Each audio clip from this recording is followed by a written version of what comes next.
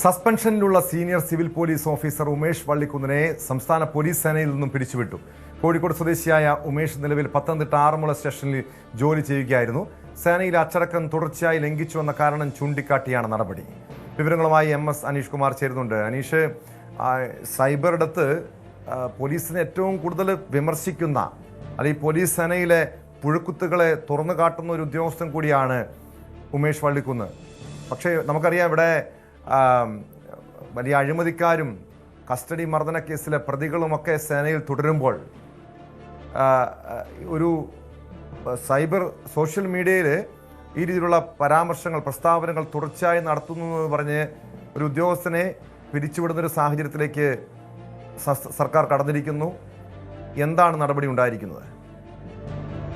Tom, ഏറ്റവും രസകരമായ കാര്യം, അദ്ദേഹത്തിനെതിരെ നടപടിയെടുക്കാൻ കാരണമായ കാര്യങ്ങളിൽ ഏറ്റവും തലത്തിൽ നിൽക്കുന്നത് ഈ സമൂഹ മാധ്യമങ്ങളിൽ പോലീസ് സേനയെ അപകീർത്തിപ്പെടുത്തുന്ന രീതിയിൽ അല്ലെങ്കിൽ മേലുദ്യോഗസ്ഥന്മാരെ അധിക്ഷേപിക്കുന്ന തരത്തിൽ ഫേസ്ബുക്ക് പോസ്റ്റ് ഇട്ടു എന്ന് ആരോപിച്ചുള്ള കാര്യങ്ങൾ തന്നെയാണ്. ഇതിൽ നമ്മൾ ഓരോന്നായി പരിശോധിച്ചാൽ ഏറ്റവും ആദ്യ പോസ്റ്റായി അല്ലെങ്കിൽ ആദ്യ അന്വേഷണം അദ്ദേഹത്തിനെതിരെ നടക്കുന്നത് യതീഷ് ചന്ദ്രക്കെതിരെ, ഉന്നത ഉദ്യോഗസ്ഥനായ യതീഷ് ചന്ദ്രയെ കുടപിടിച്ചു നിൽക്കുന്ന ഒരു പോലീസ് ഉദ്യോഗസ്ഥൻ കുടപിടിച്ചു നിൽക്കുന്ന ചിത്രം മാധ്യമങ്ങളിൽ വന്നിരുന്നു. ആ ചിത്രം ഫേസ്ബുക്കിൽ ഇട്ട ശേഷം നിങ്ങൾ രാജഭരണകാലത്തെ കിങ്കരന്മാരല്ല ഇത്തരത്തിൽ പഠിക്കുന്നത്, നാണക്കേട് എന്ന് ചൂണ്ടിക്കാട്ടി അദ്ദേഹം ഒരു പോസ്റ്റ് ഇട്ടിരുന്നു.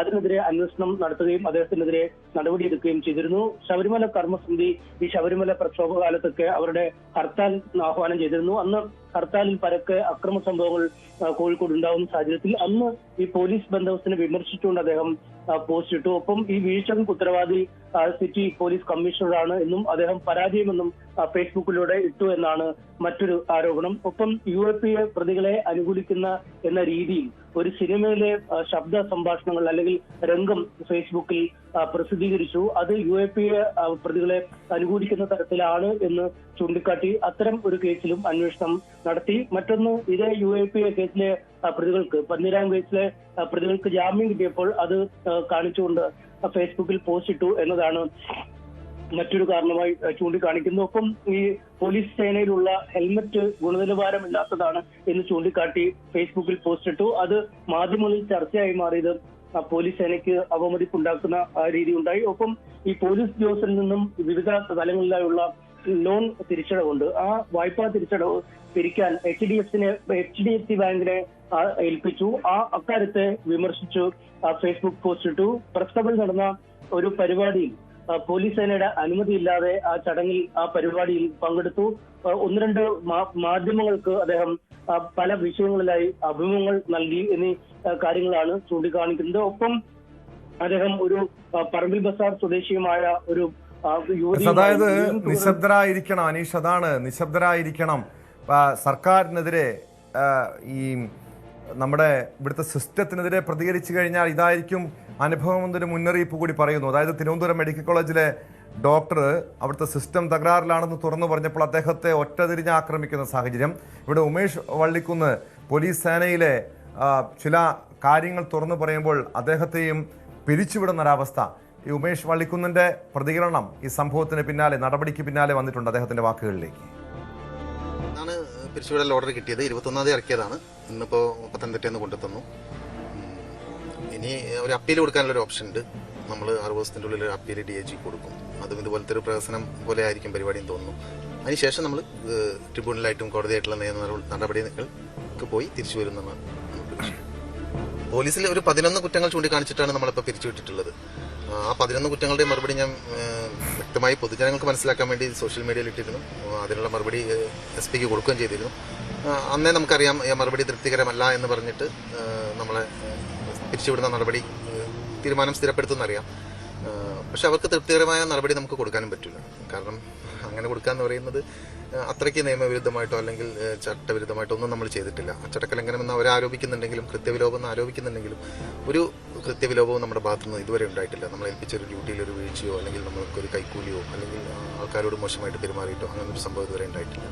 അപ്പം അതുകൊണ്ട് തന്നെ ഈ പിരിച്ചുവിടൽ എന്ന് പറയുന്നത് കോടതിയിൽ നിലനിൽക്കില്ല എന്നാണ് ഞാൻ മനസ്സിലാക്കുന്നത്. സ്വാഭാവികമായിട്ടും നമ്മൾ കോടതി നടപടികൾക്ക് ശേഷം ഒരു ചെറിയൊരു ബ്രേക്കിന് ശേഷം പോലീസിൽ തന്നെ തിരിച്ചു വരും. ഡിസംബർ 14-ാം തീയതി, ഈ മാസം 14-ാം തീയതി ഈ പിരിച്ചുവിടൽ നോട്ടീസിനുള്ള മറുപടി ഉമേഷ് വള്ളിക്കുന്ന് ഫേസ്ബുക്കിൽ തന്നെയാണ് പങ്കുവച്ചത്. പണ്ടൊക്കെ പ്രേമലേഖനം എഴുതിയിരുന്നത് പോലെയുള്ള ആവേശത്തോടെ രാത്രി ഉറങ്ങാതിരുന്ന് എഴുതുമായിരുന്നു. വെളുപ്പിന് 5 മണിയോടെ എഴുതി തീർത്ത് ശാന്തമായ മനസ്സോടെ കിടന്നുറങ്ങിയിരുന്നു. എന്തുകൊണ്ടാണ് 22 വർഷം ഉപജീവന മാർഗമായിരുന്ന ജോലി നഷ്ടപ്പെടുമെന്ന് ഉറപ്പായിട്ടും നഷ്ടബോധമോ ആകുലതകളോ ഭാവിയെക്കുറിച്ചുള്ള ആശങ്കകളോ എന്നെ അലട്ടാത്തതെന്ന് പലരും ചോദിക്കുന്നുണ്ട്. ഒരു പിടിയും കിട്ടുന്നില്ല. സാമ്പത്തികമായി ഒട്ടും സുരക്ഷിതമല്ല കാര്യങ്ങൾ. ലോണുകളും സുഹൃത്തുക്കളിൽ നിന്ന് വാങ്ങിയ കടങ്ങളുമുണ്ട്. അങ്ങനെ ഉള്ള സാഹചര്യങ്ങളൊക്കെ ഉണ്ടെങ്കിൽ പോലും താൻ പോരാട്ടം തുടരുമെന്ന കൃത്യമായ സന്ദേശം നൽകിക്കൊണ്ടായിരുന്നു ആ പിരിച്ചുവിടൽ നോട്ടീസിനുള്ള മറുപടി. അവസാനം അദ്ദേഹം പറഞ്ഞു വയ്ക്ക് നിർത്തുന്നത് ഇങ്ങനെയാണ്: സർവീസ് ജീവിതത്തിൽ ഇനി ചെറിയൊരു കാത്തിരിപ്പേയുള്ളൂ ബാക്കി. പത്തനംതിട്ട SP ആനന്ദ് സാറിൻ്റെ ആ ഉത്തരവ് വരും വരെയും. ശാന്തം എന്ന് പറഞ്ഞുകൊണ്ടാണ് ആ ഫേസ്ബുക്ക് പോസ്റ്റ് അവസാനിക്കുന്നത്. അനീഷ്, അതായത് ഈ ഉമേഷ് വള്ളിക്കുന്നിന് അറിയാമായിരുന്നു ഇത്തരമൊരു നടപടി ഉണ്ടാകുമായിരുന്നു അല്ലേ?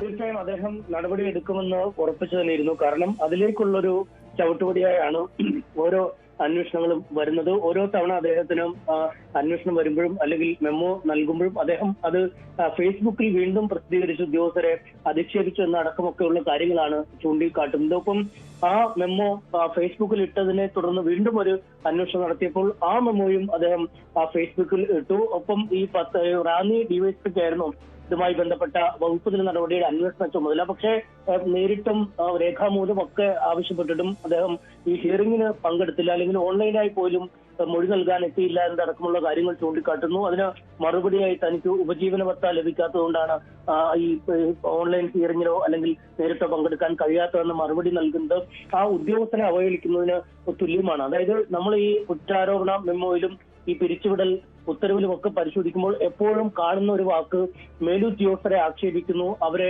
അപകീർത്തിപ്പെടുത്തുന്നു എന്നീ പതിവ് പലവയാണ്. കാരണം നമുക്ക് നോക്കാം, ഈ യതീഷ് ചന്ദ്രയ്ക്കെതിരായ ഫേസ്ബുക്ക് പോസ്റ്റിൽ പോലും അദ്ദേഹത്തിന് കുടപിടിച്ചൊരു പോലീസുകാരൻ നിൽക്കുമ്പോൾ ഉള്ള ഒരു പ്രതികരണം എന്ന രീതിയിൽ അത് രാജഭരണകാലത്തെ കിങ്കന്മാരല്ല എന്ന പ്രതികരണമാണ്. അതെങ്ങനെ ഈ യതീഷ് ചന്ദ്രയെ ആക്ഷേപിക്കുന്നതാവും എന്ന ചോദ്യമാണ് അദ്ദേഹം മുന്നോട്ട് വയ്ക്കുന്നത്. ഒരു തരത്തിൽ പറഞ്ഞാൽ അദ്ദേഹം ചോദിക്കുന്ന കാര്യങ്ങൾക്ക് കുറച്ചുകൂടി വ്യക്തതയുണ്ട് താനും. ഒപ്പം ഈ പോലീസ് ഉദ്യോഗസ്ഥരുടെ ഹെൽമെറ്റ് ഗുണനിലവാരമില്ലാത്തതായാൽ അതിന്റെ പരിണിത ഫലങ്ങൾ അനുഭവിക്കേണ്ടി വരുന്നത് സാധാരണക്കാരായ പോലീസുകാരാണ്. പലപ്പോഴും ഒരു ലാത്തി ചാർജിലോ അല്ലെങ്കിൽ ഒരു സംഘർഷ സ്ഥലത്തോ ഒക്കെ പോകുമ്പോൾ ആ നിലവാരമില്ലാത്ത ഹെൽമെറ്റുമായി പോകുന്ന ഉദ്യോഗസ്ഥർക്കാണ് ഒരുപക്ഷെ അവരുടെ ജീവിതം നഷ്ടപ്പെടുന്നത്. അതെങ്ങനെ സേനയുടെ അച്ചടക്കം ലംഘിക്കുന്നു അല്ലെങ്കിൽ ഉദ്യോഗസ്ഥരെ അധിക്ഷേപിക്കുന്ന ഒരു നടപടിയായി മാറുന്നു. ഒരു ഹർത്താൽ ഒരു ജില്ലയിൽ ആചരിക്കുമ്പോൾ അതിന്റെ ബന്ദോബസ്തിൽ വീഴ്ച വന്നാൽ അല്ലെങ്കിൽ വ്യാപകമായ അക്രമങ്ങളിലേക്ക് ആ ഹർത്താൽ നീങ്ങുമ്പോൾ അതിനെ പ്രതിരോധിക്കേണ്ട പോലീസിന് വീഴ്ച വന്നാൽ അത് വീഴ്ചയെന്ന് തന്നെ പറയേണ്ടി വരുന്ന ഒരു സാഹചര്യം. ഒപ്പം ഒരു